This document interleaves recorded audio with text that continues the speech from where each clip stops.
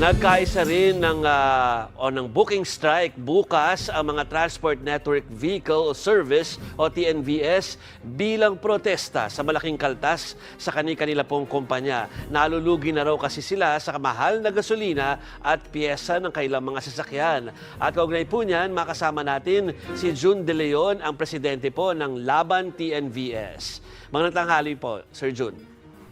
Magandang tanghali po, Sir Jovi, at magandang tanghali po sa inyong taga-subaybay. Okay, kausap namin ang chairman ng LTFRB kanina at sinasabi niya na maliit na parte lamang ng inyong samahan ang sasali tomorrow. So pwede bang malaman kung yung composition ng mga sasali po sa kanilang protesta bukas, sir?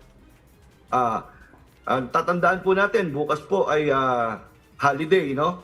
Kaya po inaasahan po natin na makilahok ang mga majority ng mga TNVS drivers and operators, kasama rin ang mga motorcycle taxi at ang mga couriers natin, delivery couriers natin, upang may pakita yung sentimiento ng mga platform workers natin. Dahil sa ngayon po ay napakataas po ng mga bilihin ngayon, lalong-lalo na ang gasolina dahil sa napakainit ng araw, at napakataas din po ng mga commissions ng mga transport network companies na pinabibilangan natin. Kaya po, inaanyayahan natin bukas na alas 3 ng hapon, lahat po ng mga platform workers. Ito po ay kakaiba po ang gagawin natin dahil mag-offline lang naman po kami, hindi po kami sasama sa kalsada, pero sa pakikiisa upang may pagtanggol ang kabuhayan po ng aming mga kasamahan sa aming hanay, ay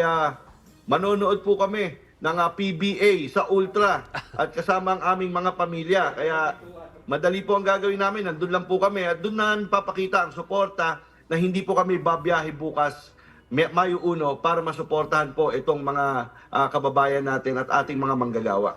Okay, so to make it clear, kasali sa mga iniimbitahan nyo tomorrow, sir, ay yung mga talagang yung hindi lang yung mga nagde-deliver, kundi pati yung mga kinukuha ng mga riders, ng mga sumasakay tulad ko, no, na maghahatid sa akin sa mga lugar tulad ng PBA bukas kung gusto ko manood doon at ayaw magdala ng sakyan. So affected yung ganong klaseng serbisyo bukas. Tama po, tama po. Maapektuhan po. At dahil wala pong pasok din bukas, sasamantalahin na po namin na magtipon-tipon at mapag-usapan din kung ano pa yung mga susunod na hakbang. At nakakatuwa nga po dahil dito sa maliit na panawagan natin na to, yung mayroon ng tumugon na ride-hailing app na kumpanya na InDrive na magbaba ng komisyon nila, no? Yung kahilingan natin kasi from 20 to 23% sa ibang ride-hailing app. Itong InDrive po ay 10% lamang ang kanilang ikakaltas sa ating mga drivers. Kaya malaking bagay po ito sa aming hanay dahil kahit papaano ay madadagdagan ang aming kita. So, meron ng tumugon doon sa inyong mga sa inyong mga hinaing. Tuloy ba yung pakipag-usap niyo doon sa ibang mga kumpanya para doon sa inyong mga concern? Tuloy-tuloy po ang pakikipag-usap po natin sa ibang kumpanya, pero mas gustuhin po namin na panahon na para i-regulate ng LTFRB, ng ating gobyerno, ang mga TNCs na humahawak sa mga drivers na katulad po namin.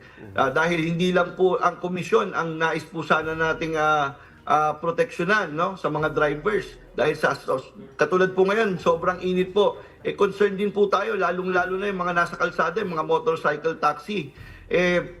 Prone po yan sa aksidente, sa init ng araw, magkasakit sila. Dapat lang po kahit papano ay matulungan ng mga transport network companies, yung tinatawag nilang partner, sa mga health benefits. Yan po ay isa sa mga panawagan natin na i-regulate, ma-regulate at bigyan ng batas para kahit papano may proteksyon ng mga drivers. Puntahan ko lang, sir, yung tungkol sa kaltas, ha?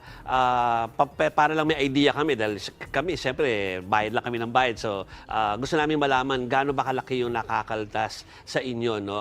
Sa tuwing merong ganong serbisyo. Sir Joby, paliwanag ko po sa inyo, mukhang hindi naman po kayo senior citizen pa, no?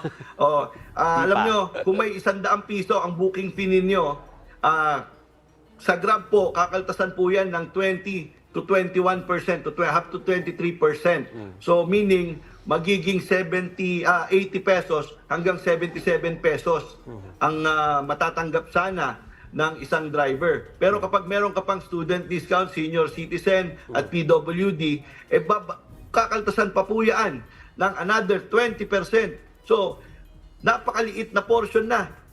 50 plus pesos or 60 pesos ang matitira na lamang sa driver. Aba, para ka sumakay ng tricycle, mas mahal pa ang tricycle. Dahil kumpara sa mga TNVS. Yan po yung sinasabi natin na hindi na tama, no? Hindi na tama yung mataas na komisyon. Dapat po ay ito'y pansinin naman ng ating gobyerno at lalo-lalo na ay yung mga pahayag po noon ng ating Pangulong Bongbong Marcos sa Malacanang po magbubukas pa ng another 500,000 TNVS. Nako, baka malugi lang po, hindi naman po ang ride-hailing app or yung Grab ang namumuhunan dito, kung hindi po ang mga mamamayang Pilipino na hinihikayat nila na magnegosyo ng TNVS. Okay, so aside from yung kaltas, sa mention nyo na kanina tungkol sa yung health benefit, ano po, meron pa ba kayo ibang hinaing na gustong i-push dun sa mga nag-ooperate nitong TNVS o kaya ay sa otoridad?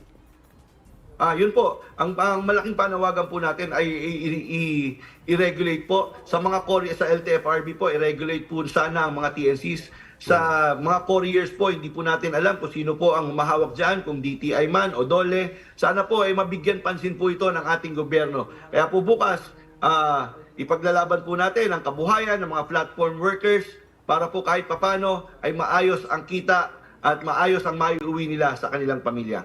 Okay, tomorrow meron kayong aksyon na gagawin, meron kayong protesta na gagawin in that kind of form. Pero pagkatapos po niyan at hindi pa rin kayo mapakinggan, meron pa ba kayo ibang mga pinaplano? Tama po kayo dyan at tuloy-tuloy po ang pagpaplano natin. Nakikipag-usap po tayo sa Kongreso at Senado para po magkaroon na kahit paano ng Magna Carta for Platform Workers. Yan po, patuloy po natin ang konsultasyon dyan kasama ang Gabriela Women's Party List at nakikipag-usap din po tayo kay Senator Bongo para kahit paano sa Senado may version po sila doon. At kung hindi po mapapansin ng administrasyon ngayon, nabibingi na po yata sa mga hinaing namin ng ating gobyerno, mapipilitan po kami. Talagang kahapon po, nung presscon ng mga transport group po, nanawagan na po kami sa ina ng bayan na si Vice President Sara Duterte para kahit papano matulungan po kami, kahit kay Pangulong Rodrigo Duterte. Sana po matulungan na rin po kami kung hindi kami matulungan ng kasalukuyang administrasyon. Okay, with that, maraming salamat, June De Leon ng Laban TNVS.